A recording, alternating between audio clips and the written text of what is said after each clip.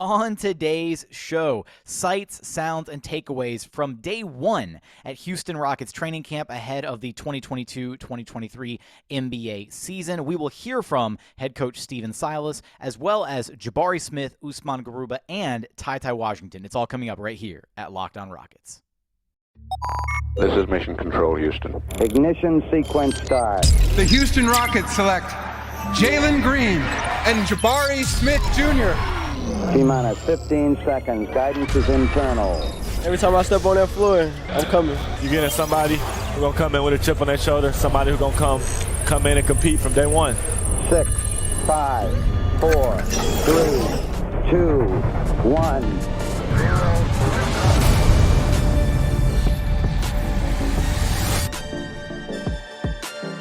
What's up, and welcome to another edition of Locked On Rockets, your daily podcast home for everything Houston Rockets basketball. As always, I'm your host, Jackson Gatlin, native Houstonian and credentialed media member. I'm also the host of Locked On NBA Mondays, host of the State of the Rockets podcast, as well as Rockets Watch. Be sure to follow along on Twitter at JT Gatlin, and the show, of course, at Locked On Rockets. We are free and available on all podcast platforms, as well as on YouTube. Just go to YouTube, go to YouTube, search Locked On Rockets, then like, comment, and subscribe. A special road edition of Locked On Rockets, courtesy of the fancy Golden Nugget. I would do one of those swanky, MTV Cribs, check out my room. But even though my travel podcast kit is very mobile, it is not mobile once it is set up and in place wherever I am doing the remote podcasting. So check out the new digs. I tried to line myself up with the camera, all that good stuff.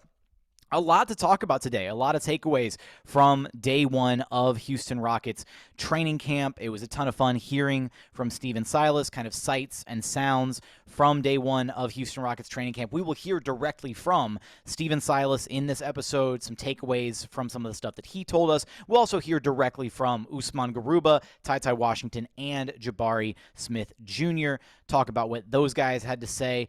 Some thoughts on what we saw out of Jalen Green getting some shots up with assistant coach John Lucas in the brief little bit amount of time that media was allowed to enter the practice after the actual, practice part was done, the little bit that we got to see as media.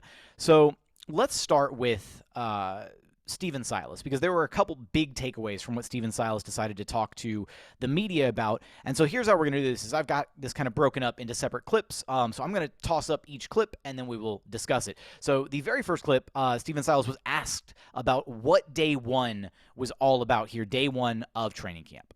Stephen, what's today all about, first of all? Setting a tone, establishing our culture, a lot of teaching. We had a conditioning test that everybody passed, so I was happy about that. But it really was just about having a great first day and then having that lead to a great season. Like I said yesterday, it's going to be a day-by-day thing for us, so day one. Is it evident the work they put in? Oh, for sure. Very evident the work that they put in. I told them, I think 4 weeks ago, that we were going to have a conditioning test today. And they all passed and made it. So, yeah, the work that they put in this summer, as far as the pair work that they did and the three-man work that they did, you can definitely see it on the field. What is the test? What do they got to do? They have to, three-quarter court. So, I don't know if you can see there's a blue line at the free throw line down there extended. It's 12 times in a minute. Is it unusual? Three times. So, 12 times. Minute and a half break, then do it again, minute and a half break, then do it again. Is it unusual that everyone passes on first day? I wouldn't say unusual, but definitely. So, of course, that was head coach Stephen Silas talking about what day one was all about and emphasizing the conditioning element of day one, which I thought really stood out, right? It was, and he was really, good about kind of describing what the task at hand was, the three-quarter court drill, which I'm already sweating just thinking about it. I wonder what the advantages are of doing that three-quarter court drill versus doing traditional, suicides. Side note, I hated running suicides back in middle and high school. They were awful. But that's besides the point. The fact that all the Rockets passed, I think that is a huge sign that this team is striving towards being the best version of itself that they can be, that they were warned about this conditioning test 4 weeks out, right? That they were warned. They were like, Silas gave them the heads up and basically was like, all right, guys, conditioning test, day 1 of training camp. And the fact that everybody passed with flying colors is absolutely fantastic. Later on, Stephen Silas mentioned the fact that, KPJ and Jalen both look phenomenal as far as their conditioning, as far as their physicals look. They look to be in fantastic shape. He also did mention KJ Martin as well as somebody who stands out from the conditioning department. But I love that everybody passed that test, because this is a Rockets team that wants to get out and run, right? And the fact that everybody passed the conditioning test day 1 with flying colors, rather than like guys coming in and, maybe there's some guys who pass and some guys who are kind of, working themselves back into, game shape a little bit, whatever. It really does go to show that every single player on this roster has absolutely put in the time, energy, and effort this offseason to stay on top of their game, right?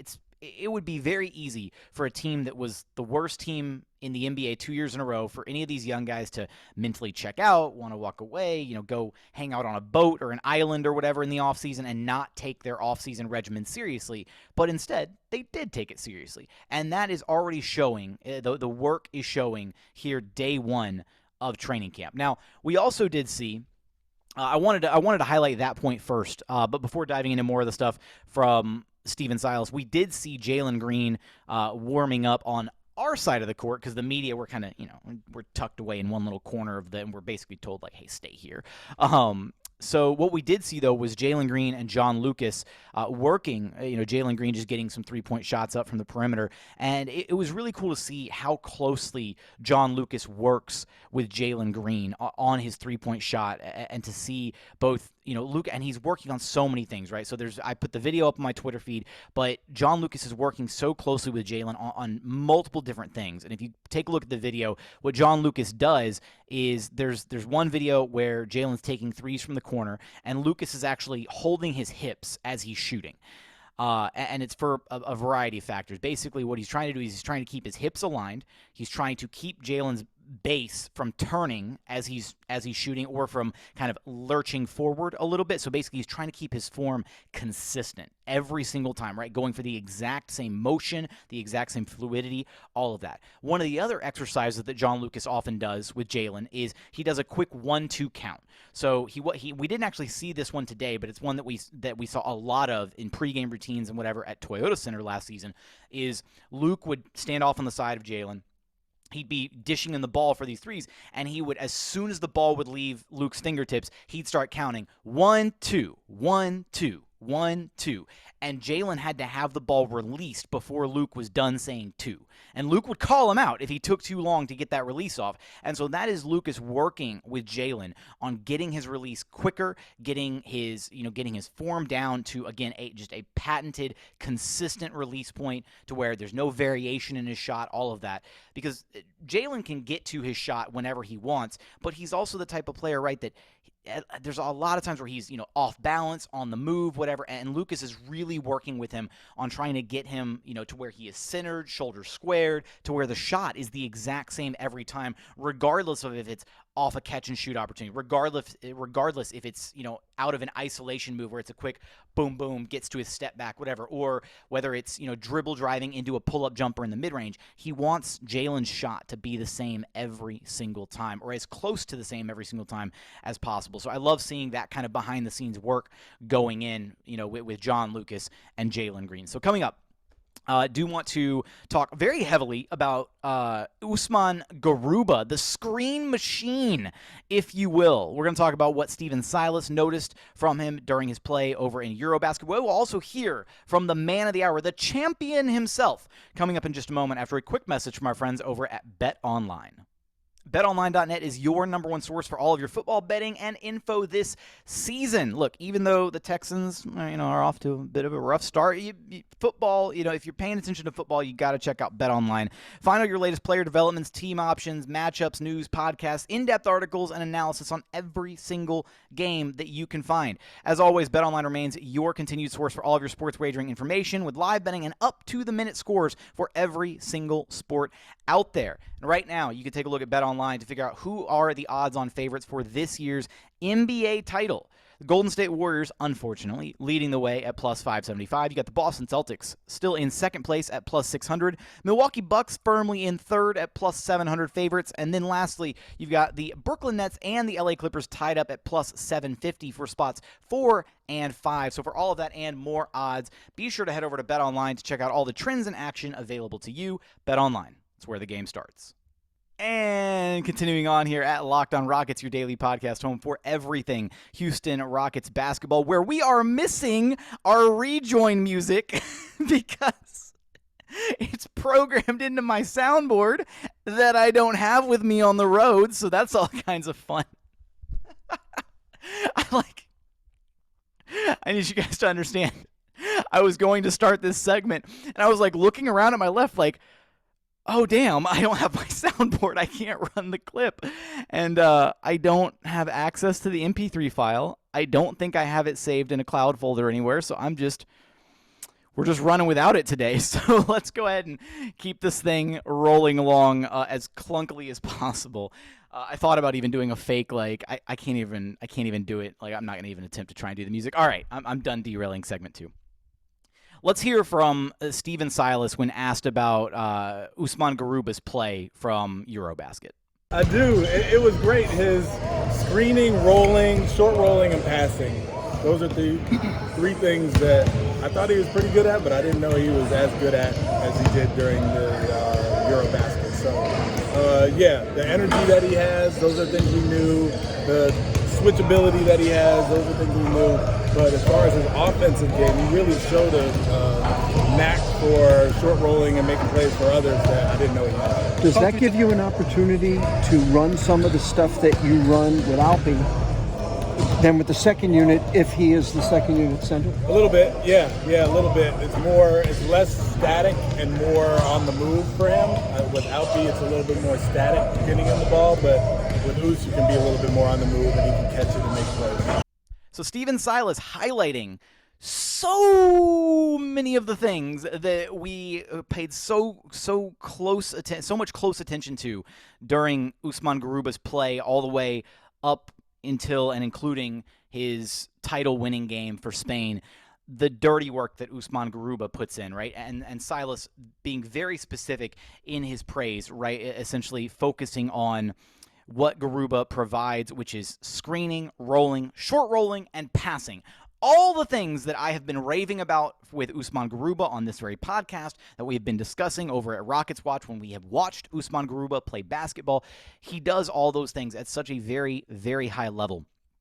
And later on, Silas discussed the fact that, Alp is, at least as far as what this means, right? What Usman Garuba's skill set means for the team is it is kind of an inverse of what Alperen Sengun provides, because Alp plays a very specific style of basketball, right? And Stephen Silas used the terminology, right? He called Alp static versus Usman Garuba as being more on the move. And I love that because it is, right, are distinct differences between how those two guys play. They do have some overlap, right? They both set good screens. They can both roll effectively, all, little things here and there. And they're both good passers, but they're very different types of players, right? Alp is the type of guy that you want to give the ball to on the low block, in the high post, on the perimeter, in dribble handoff sets, whatever. Let him dictate and steer the offense, right? Let him be the decision maker, and things are kind of static with him, and then people are running and playing off of him, right? Whereas with Garuba,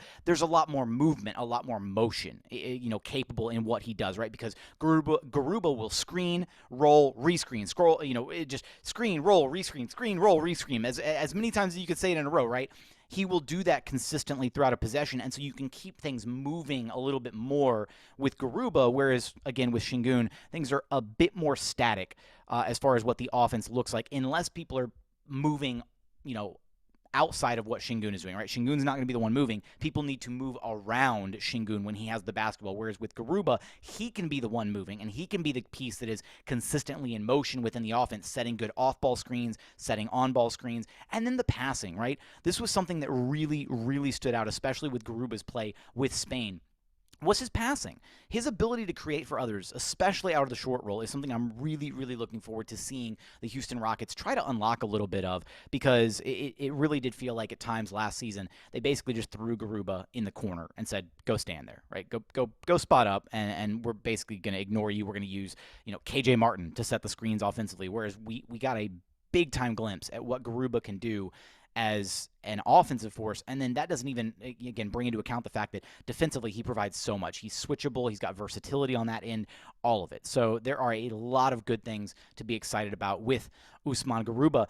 And speak of the devil, the man of the hour himself, the champion of not only our hearts but also of Spain, let's hear from Usman Garuba. How was the summer for you in terms of getting back to yourself, getting the body back and the health back, and now getting back to playing with your guys? No, it was great. I've been waiting for this a long time. Being injured before summer league, I was really disappointed with that. But I played with national team. I feel great, and I'm ready for the season. Was a lot said around here about you coming home with the championship? Yeah, a little bit. I'm happy for that. It's a really good win, but now I focus on the NBA season, and I don't care about that. Yeah.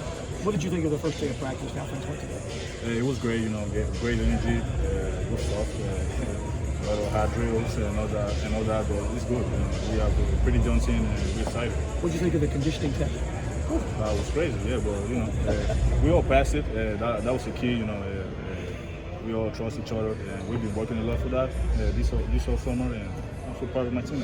Are there some similarities in the way you were used by the Spanish team into how the Rockets can use you in their offense? Yeah, I think hopefully I can help my teammates and play the same way I was playing with the national team here. I think I can help a lot, but I don't know what they got planned for me, but I'm ready for anything. On the way to your title, you wound up playing against Turkey, and you and Alperen Sengun have played against each other before, but was it any different now playing together now that you're teammates here on the Rockets? Was there some maybe extra words back and forth a little bit? A lot of words. Yeah. That was funny. We've been waiting for that game a long time. We've been talking about it a long time. We've been talking a lot of words. Yeah. What does it mean to be a veteran now, even though some of these guys are your same age? If I'm a veteran, man, no way I'm This is my second year, man. We are starting, man. No, honestly, I'm happy because we have a pretty young team. It's nice to be around all these guys. Everyone is hungry. We want to work, and we want to accomplish something. Was it important to you, after not getting to play a lot last year, that the team, the organization, fans got to see what you do if they watched this summer? I just want to be patient, do whatever the team wants me to do, the team wants to do with me, and once my time is, get ready and do it as best as I can. What is it like being around Boban? Is he always a happy person? Always a happy person. It's a nice guy to be around. Thank you. And of course, that was none other than Usman Garuba.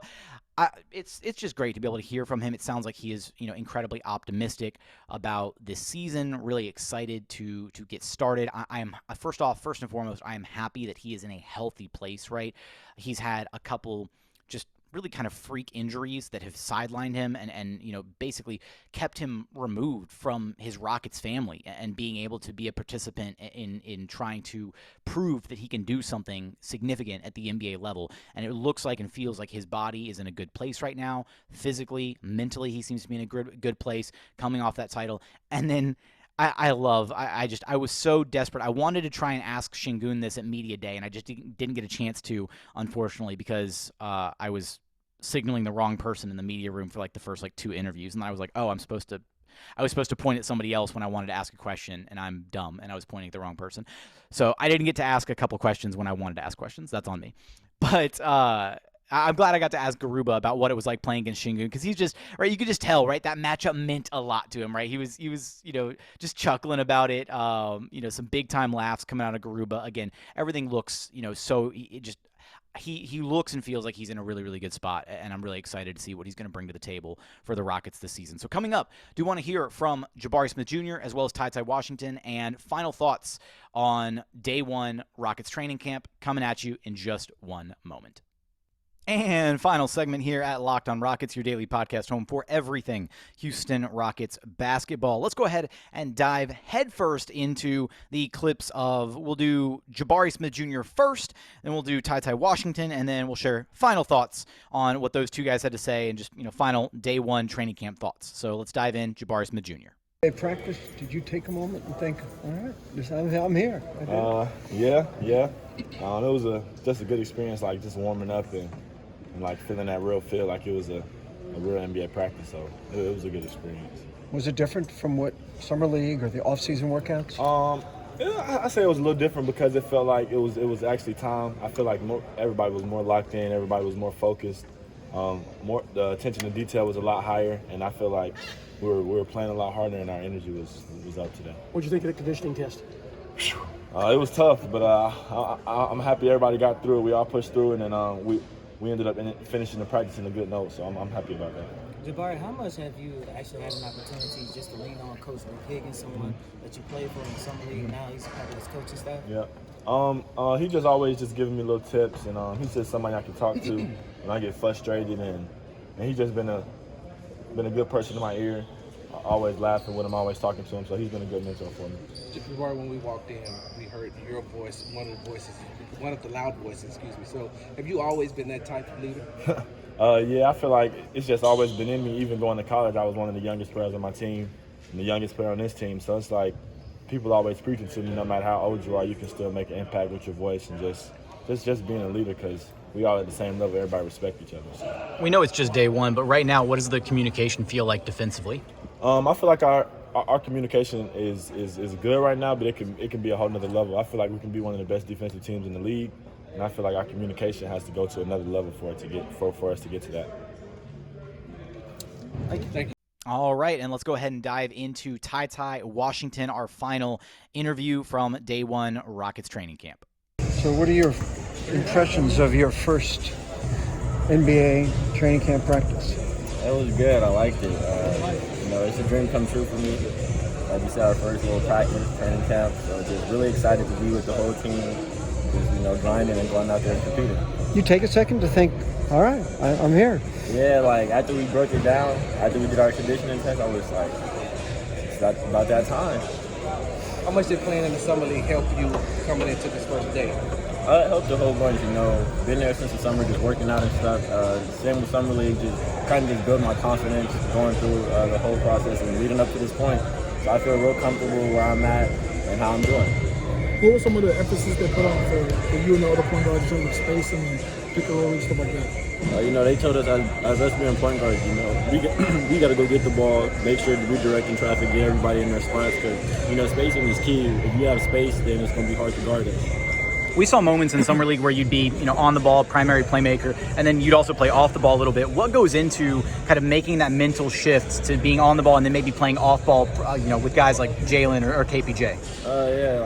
I really don't have a problem playing on or off the ball. I feel like I can shoot it well enough to play off the ball, and I feel like I handle it enough. My IQ is really good to play point guard. So it's like, at the end of the day, basketball is becoming positionless. So as long as you're on the floor, I should be out there being productive, make something happen. So I really don't care if I have the ball in my hand or not, as long as I'm out there being productive. Does your mentality change at all, though, when you know you're going to be handling the ball a little bit more versus playing off ball? Yeah, just a little bit. When I'm off the ball, I tend to look more for my shot, and then when I have the ball, it's just me being more of a leader, getting everybody to their spots and making sure my teammates are eating. What did you think of the conditioning test? Whew. Man, it was hard. But Coach, he told us about this 4 weeks ago, so we had enough time to prepare.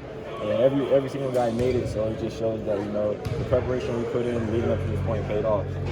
TyTy, speaking about your time in the summer league, can you just talk about how much you actually had an opportunity to lean on Coach Rick Higgins? That was your summer league coach, and now he's part of the coaching staff of the Rockets.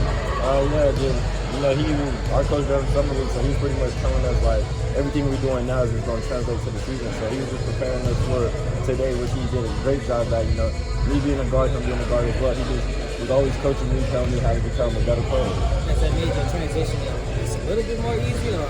Yeah, just a little bit. He definitely helped me. And I got the guys out there that in front of me, the other point guards, they helped me as well. TyTy, does it make it easier knowing that you have players like Jalen Green and Kevin Porter Jr. who are not that much older than you and can relate to some of the things that you've done as well? Yeah, for sure. You know, like you said, they're not that much older than me, so it's like whenever I got a question, I'm never afraid to ask because, you know, we're kind of similar in age, you know, not that far off, so I can just ask them and talk to them about anything. All right, that does it for our player interviews. Now, I will say I love that Garuba, Jabari, and TyTy were all asked about the conditioning test, and their reaction every single time was, whew, like eyes big, just you know, it was a lot for them, but they really did band together as a team. And they just made it happen, right? You know, these guys, they knew about it. They were warned about the test, and they came in and they passed. Again, you know, a couple of guys, you know, some of the guys passed with flying colors, but everybody made it, right? Nobody failed, and that it was a big sign of kind of like a first hurdle for this team, right? Where it's just like, hey, Stephen Silas set a goal, and this team, as a cohesive team unit, they all accomplished that goal, right? They were all pushing each other for the last month since they found out about it. They've been pushing each other to be in a place physically where they could pass that goal. So I love that, you know, goal setting and whatnot for this team. That's a good sign of things to come. So I want to start with Jabari here because first off, I love Jabari's just personality, right? He oozes confidence, and he is so very vocal. And I think it's an interesting kind of dichotomy between him and Jalen Green because Jalen is. It's not that Jalen's not vocal. It's just that Jalen is maybe a bit more reserved, a little bit more guarded, kind of measured in his responses with media. He just kind of, you know, he is a little quiet, maybe a bit introverted, right? James Harden was kind of the same way, right? James wasn't ever super, you know, boisterous, verbose, whatever with media. He was just very like, all right, these are my answers, and let's get out of here. Let me get back to hooping, working, bettering myself, whatever. And Jalen kind of feels the same as far as that mentality. Whereas Jabari it's not that Jabari isn't also those things and doesn't also have that desire, right? Clearly, Jabari's got a chip on his shoulder. He's got the insane work ethic, all of that. But at the same time, he's kind of that, you know, that really big personality, right? He enjoys the moment. He enjoys the vocal leadership element, and he talks all the time about being a leader, right? And that was one of the points that he brought up was the communication element defensively, right? Being vocal on that side of the floor. And that's something that has really stood out about Jabari through his early practices with the Rockets, through Summer League, is he is so insanely vocal. Even though us media were sitting outside of the practice area, we could hear the Rockets practice going on, and I could hear just how loud and just how much communication was going on defensively in every single one of those like scrimmage drills that the Rockets were running. And then we could see it in play as the Rockets were going through some scrimmage drills, you know, the little bit that we did get to see at the end of practice. So I love that Jabari just completely, you know, embodies that role and is bought into that being his role and really kind of, you know, making his money on the defensive side of the basketball. His offense is going to be fantastic, right? He's going to slot in, and whether he's the third option one night, first option, fourth option, whatever, he's going to hit his shots. He's going to get his opportunities offensively. But this team has a bunch of bucket getters, right? They need difference makers defensively, and that's exactly where Jabari is hanging his hat, and that's exactly where he's going to have the most impact, you know, especially early on in his rookie year, and I just love that he has embraced that role 100%.